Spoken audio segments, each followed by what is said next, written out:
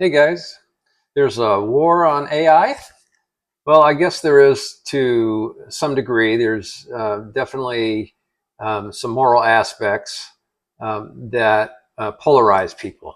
On this channel, you'll find people polarized to the side of AI as a tool. What I wanted to address though is not the all-encompassing argument about is AI going to end the world or anything like that. It's mainly to do with YouTube's monetization policy changes, which go into effect on July the 15th, I believe is the official date.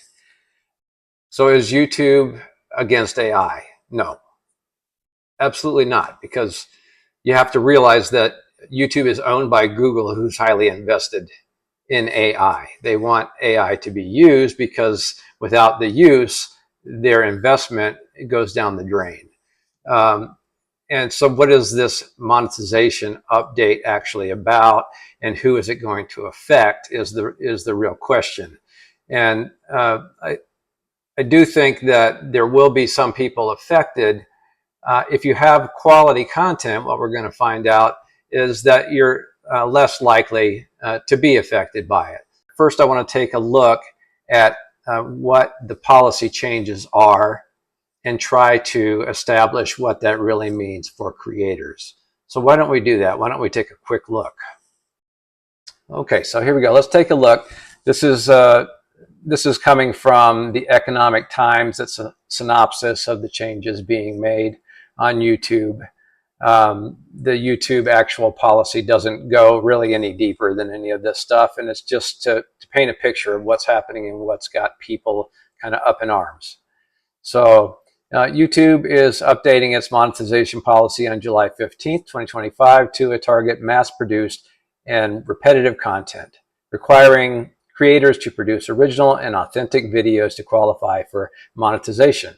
Channels that rely on low effort or unoriginal content may face removal from the YouTube Partner Program.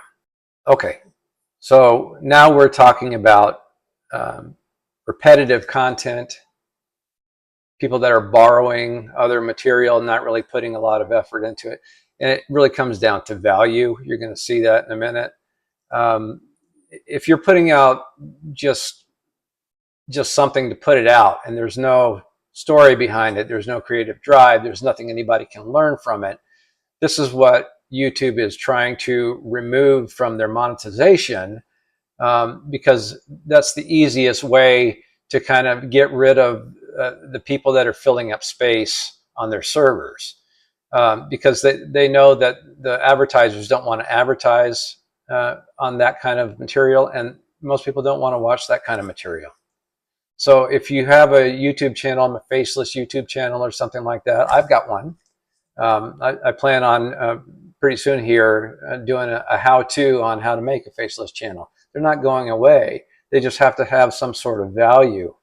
And there are bots out there that can create videos where you just push a button and it comes up with a story and does everything. And they're not very good. And people can tell that. So that's not a high value content. But if you've got something to say, just because you're using AI to say it may actually give you more value, to be honest, just depending on your approach and how you work. A good, for instance, is the top 10 videos that this channel posts. I use an AI voice for that.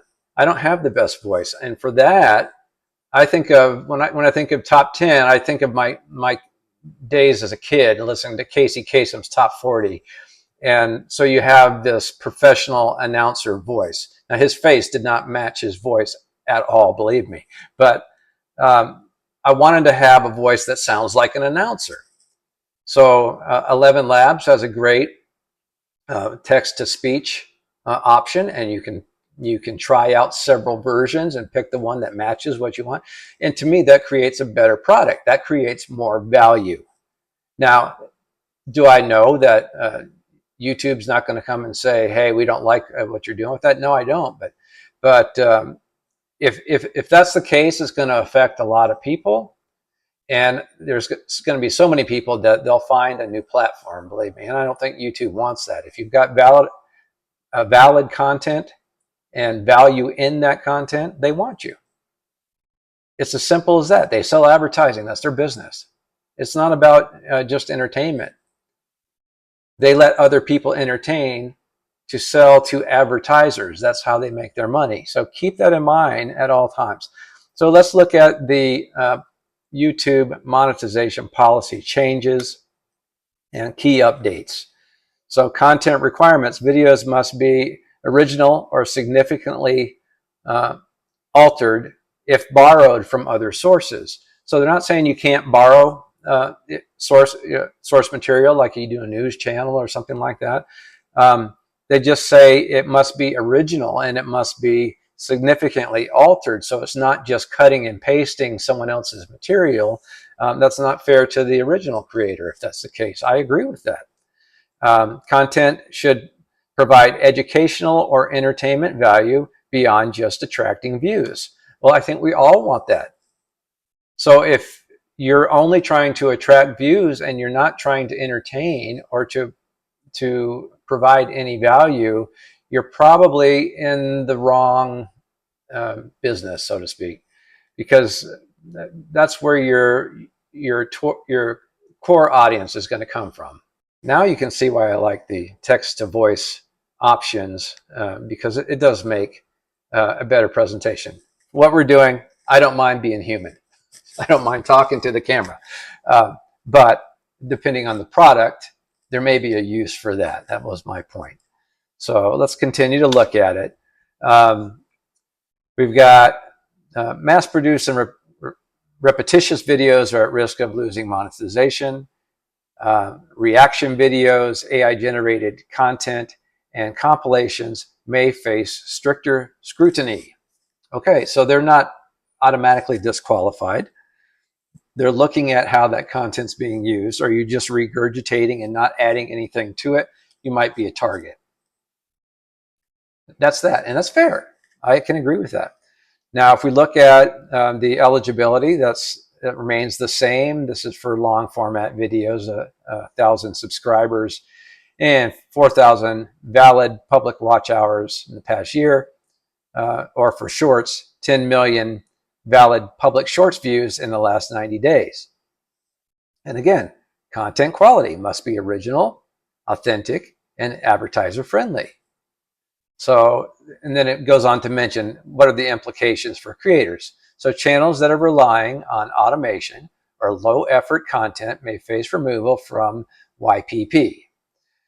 Creators are encouraged to review and adjust their content strategies to align with the new guidelines. Okay, fair enough. So there's people, claiming they're going to jump out of windows because they're going to lose their channel. And I would just say, take a breath. AI is new, and we, in this community, embrace it.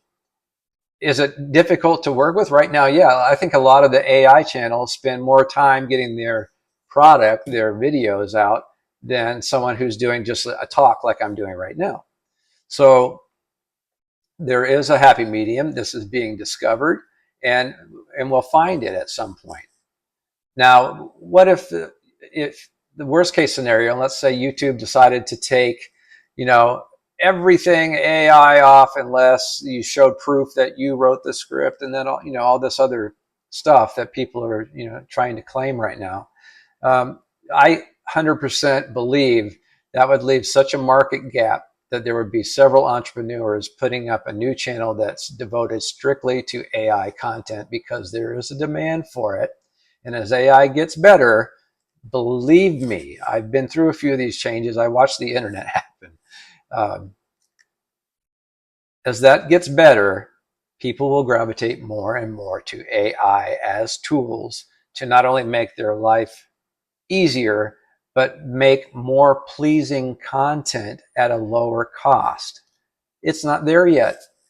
Anybody who's tried to generate videos from text knows that most of the time the results that you get are not what you were thinking. It might have been what you asked, but the levels of control on that are not there yet.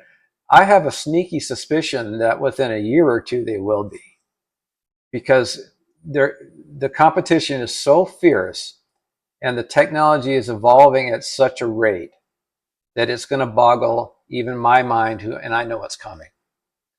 So I would encourage all of you to, if you're not subscribed to this channel, do yourself a favor and do me a favor. Subscribe to it. Let's get a community together that can handle these changes together, that can organize, that if something does happen that is not really considered fair to the AI film creator community, we have a way to speak because we can organize as a large group. This channel is not about me. It's very different than a lot of channels because I went into this channel as specifically a gathering place, a place to help align people's vision and help write the story and write the book of AI film creation. There's a lot of other aspects to AI, obviously. But to me, that's the value in what this channel is doing. I want to be of value to you as an AI film creator, as an aspiring AI film creator. Coming up, I'm going to end this video real soon, but coming up here within the next week or so, I'm going to start putting together what I do to create AI videos. It's, like I said, it's not about me. I will be posting playlists with other great tutor type videos for you to check out and learn from. When I post a tutor type video, it's only because I haven't seen a similar video already out there. And if it's something that I feel like kind of needs to be out there in the ethers for people to have access to, that's what you'll find. So I wish you all the best always. I will respond to your comments.